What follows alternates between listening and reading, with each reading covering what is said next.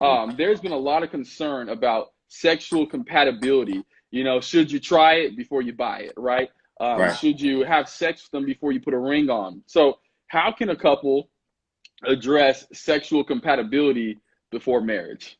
What are your I thoughts, bro? think I think the first thing, man, is to really, what a lot of people don't understand is there has to be like this detox phase, man.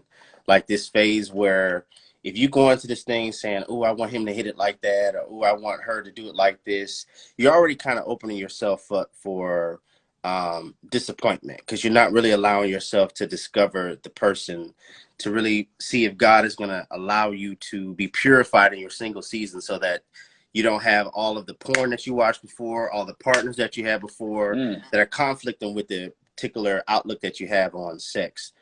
Yeah, man. But I think really it's finding a place to where I need to be detoxed from everything I had before them. So I'm not coming in here comparing, you know, I'm not coming in here saying, I want it like this, I want it like that, but really allowing yourself to be purged, because sex was supposed to be a discovery, not an exhibit. And I think sometimes we come into this thing with that outlook of like, man, I can't wait to do this. And God's like, no, I need you to be purified. So that's kind of like my outlook on it.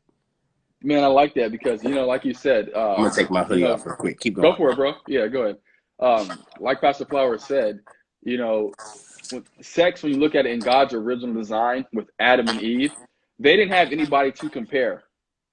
Right. Adam wasn't sitting there hooking up with so-and-so. Eve wasn't hooking up with so-and-so. So they got to have sex together, and they got to know and discover each other's body together. Right? Now I was saying they discovered, you They know what I'm discovered, saying? So exactly. the I kind of think we touched on this before. The original desire of God is for both virgins to come together. Now we're talking about God's original desire. Okay. Right. The reason he wants for there to be both virgins coming together is because you don't know what you're doing. She don't know what she's doing. And you're discovering what they like. And she's discovering what you like. And so there's this discovery. There's this discovery in the process of it. And I think when, and like you said, one of the tactics I believe of the enemy is when you're unmarried, have as much sex as you can. Right. But then when you are married, don't have any sex. It's like just totally switches it. And God's desires, I want it to be a discovery so that you can learn each other. And like you said, I think with Adam and Eve, they discovered.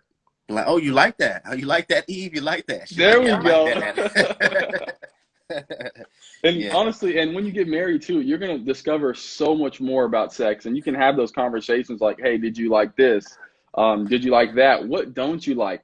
But I also think that even before you get married, there still needs to be some premarital sex talk, not in a way that tempts you. Now, I'm not saying like, oh, you want me to hit it like that. No, we don't. You don't need to talk about that when you're, you know, dating or courting. But there needs to be some type of sex expectations talk in, you could say, in a holy way.